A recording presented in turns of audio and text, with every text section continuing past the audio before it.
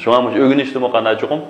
Style bulaş gerek. Şunun bir bütün dikkatimizi berip şu işini qavat tutcu. Her kanal işini kanal şunu dikkatini berip style kısanlar şimdi menki çoğum bunun neticesini görebilirsiniz. All right. So I know this is Tom's handwriting. Okay. Bilmem bu Tom'ninki nimse qol yazması. Tamam. Okay. And the other handwriting kelime terrible. Okay. What is that? Terrible. Bu nima very bad. It means too bad. Naiti. Nachar. Ig'ir. Aksat degan gap. So does he say something terrible? And the bunda bir qamlashmon gapdan men qildimmi? Does he say something? Does he say something terrible? And this bir qamlashmon gapdan birini qildimmi? I don't like the terrible picture. Okay. I don't like the terrible picture. And bu intay bu sura rasmni qanday qilgim yo'q. Xushim yo'q.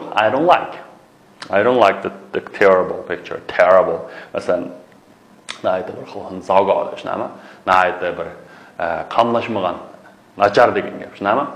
What is a terrible news? Ajab bu bir that is a terrible news. Bu bir nayta yomon xabar bo'ldi.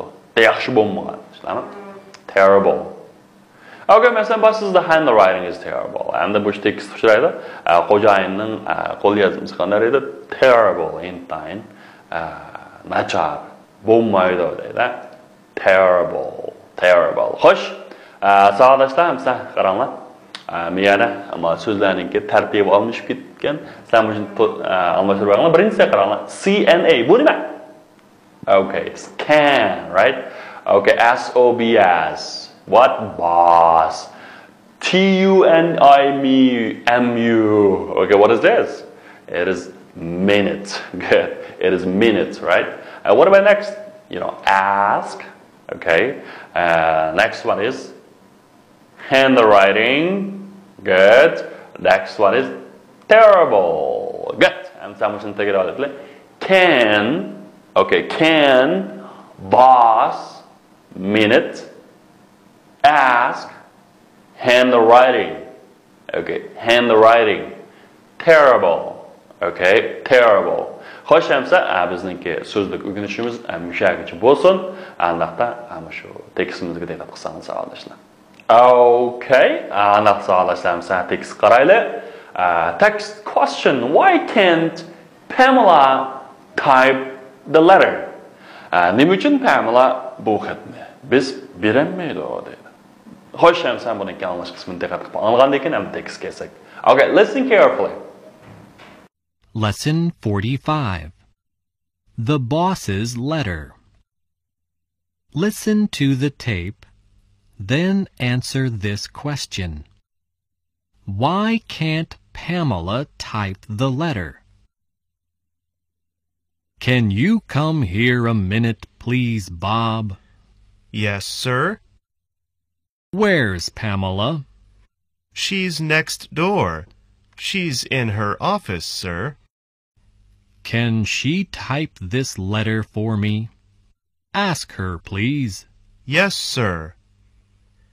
Can you type this letter for the boss, please, Pamela? Yes, of course I can. Here you are. Thank you, Bob. Bob? Yes? What's the matter? I can't type this letter. I can't read it. The boss's handwriting is terrible. All right. Hamsa tekstga birdan nazar sepaqayli savolashlar. Birinchi jumlamda can you come here a minute please Bob? Okay. Endi bu yerga can degan nima qila olamiz, qilamamiz. So can you come here? Bu yerga kela olamsiz. Demak bu yerga kelsangiz bo'lamdi. A minute birdam Bob. Bu yerga birdam kelsangiz bo'pti ekan Bob. Shunami? Endi ma xo'jayin nima? Bobni chaqiribdi. Can you come here a minute please Bob? Okay, endi meni biroz saqlab tursangiz bo'lamdi. Can you wait for me a minute please Bob? Shunami? Can you wait me for a minute? Yoki wait for me a minute. Demak, biroz saqlab tursangiz. Demak, endi bu yerga minute deganiz 1 minut degandan derak bo'lmaydi, balki nima biroz vaqt. Demek intan qısqagina bo'lgan bir vaqtni tushundirdi. Demek can you come here a minute please Bob? Desa, yes sir. Okay, bo'ladi, xo'jayin. Endi misharga sir degan efendim degan gap sağlaşlar. Endi buning ishiltilishi hamda masalan shu shirkatlarda sir degani xo'jayin degan gap. Agar armiyada sir degani hamda boshliq, qo'mondan degan gap. Onadaki masalan dükkanlar, oshxonalar sir degani hamda arlarni hurmatlab efendim deydi-ku. Endi maktabda so'rasangiz sir deganimiz muallim degan gap. Demek intayin ko'p xil ma'nosi ekan bu. Hamda biz Uyg'urchada maktablarda ko'pincha o'quvchilar teacher deydi. No, teacher, no teacher. Teacher deb chaqirishadi, yo'q chet elliklarda. Nima deydi? Sanlar o'qitishadi. Sir deymiz, ayol o'qituvchisi miss yoki Mrs, Ms deb aldigan gap. Shunga misharga yes sir, xo'jayin bo'ladi xo'jayin degan gap. Yoki bo'ladi boshliq. So where is Pamela? Okay, and where is bu oddiy jumla shakli. O nerede? Demek Pamela qayerda? So where is Pamela? So she's next door. Okay. And she's next door. And u nerede? Shu yandagi ishda. Ana next degan keyingi degan gap. Next door deganimiz ham keyingi ishda demakchi. Shu yandagi ishxonada yoki shuni bilan bir tam qo'shni bo'lgan bir ishxonada deydi. She's next door. O keyingi ishxonada. Tushunami? She's in her office. And o o'zininki nimada ishxonasida apandim deydi. She is in her office, sir. So can she type this letter? And misharga can she qilalamdo? Can she type basalamdo this letter for me? Bu xatni men uchun bir besib beralamdo, menga bir besib beralamu? Ask her please. And ask somebody to do something. Deganimiz birisini mana bu bilishni so'rab. And ask her. So'rab baqing. Can she type this letter for me? And can you type this letter for me? Siz menga besib beralamsiz. Okay, siz menga besib beralamsiz. Yes sir. Bo'ladi xo'jayin. Yes sir. Bo'ladi xo'jayin. Can you type this letter for the boss please Pamela? And Pamela so'rab, Bob so'rab, can you type this letter? Siz besib beralamsiz. This letter for the boss. Xo'jayin uchun. Can you type this letter for the boss, please, Pamela? Desa, yes, of course, I can. Albatta, besib beraman. Endi bu yerda sog'lashda bir narsa bor. İngilis tilida to'ldiruvchi, ikki xil to'ldiruvchi o'rgangan oldingi darsimizda, biriga bevosita to'ldiruvchi, yana biriga vositali to'ldiruvchi. Masalan, can you type? Masalan, asl jumla shakli you can type shunama. You can type this letter for the boss, please. Endi bu yerga igi demaganni masalan you igi. Xabarga nima dersang can type deganimiz ham misharik bir xabar bo'ldi. Shunami? Endi bu yerga this letter bilan for the boss degan ikkisi ikki xil to'ldiruvchilardir. Arada narsalar bevosita to'ldiruvchi bo'ldi.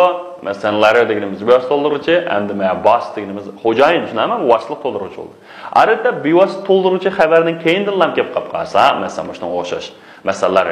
Ondan keyin vositali to'ldiruvchi demakchi, masalan, kishilik almashlar yoki kishi ismlari yoki ma'lum bir kishilarni ko'rsatgan shunda mushlarga nima keldi desangiz, oldiga to yoki for kelgan gap. Okay. Shunga endi men can you type this letter for the boss deydi. Agar vositali to'ldiruvchi oldiga kelib qolsa, masalan, can you type this letter boss? This letter boss. Yoki can you type boss this letter? Desaganda qanday desangiz, kelmaydigan gap. Shunga vositali to'ldiruvchi javob oldirib kelsa, vositali to'ldiruvchi. Yo'q, vositali to'ldiruvchi oldirib kelsa, vositali to'ldiruvchini olgan nima to yoki nima for olamiz. I can't type this letter. Men bu xatni qanday qilma? Basammoqdekman. I can't type this letter. I can't read it. Voy men o'qiyolmadim. I can't read it. Men qanday qilamadim? O'qiyolmadim. The boss's handwriting is terrible. Bu xo'jayinning xat nusxasini aytdi. Satgan. Malik apandimning bir hikoyasi bor. Bir og'insa apandimga kelib, apandam mening bu shaharda bir tuqqanim bor, shuni bir xat yozib bersin desa, "Voy kechiraman, men shaharga berishga vaqtim yo'q" deydi. Voy apandim bir xat bilan yozib bersin, unda shaharga berishni demaydi desa, "Voy adash, men shu xat yozsam mendan boshqa hech kim o'qiyamaydi, agar men xat yozib bersam endi men berib endi shaharga o'qib berishim kerak" deydi. Demak, endi shaharga handwriting qanday ekan? Very, very terrible. Endi ma'no nima qanday desanlar, terrible bo'lg'achqanda Pamela o'qiyolmabdi. Bob deb tushunaman. Yes, what is the matter? Voy, nim bo'ldi? deb tushunaman. So I can't read it. Xo'sh, endi bugungi mushtiksimizdiki. Anytime o'yin bo'lgan language focusni bir o'rganib chiqaylik, savollar til nuqtasi keldi. So why can't Pamela type the letter? Who can answer? Why can't Pamela type this letter? Why? Nimani bildingmi bolalar? Nima uchun qilib besib chiqarmaydi ekan? Okay, because the boss's handwriting is terrible. She can't read it. O'qanaqlanmadi? O'qiyolmadi. She can't read it.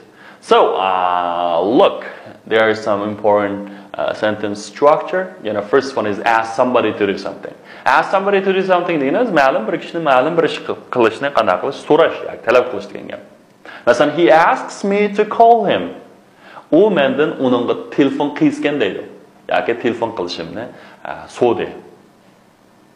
Now, he asks me to call him. Masalan, please ask him to give me a book. Onundan bir deb qo'ying yoki onundan bir so'rang, kitobni menga bersin. Give me the book. All right, thanks for watching, and this is all for today, and see you next time. Goodbye.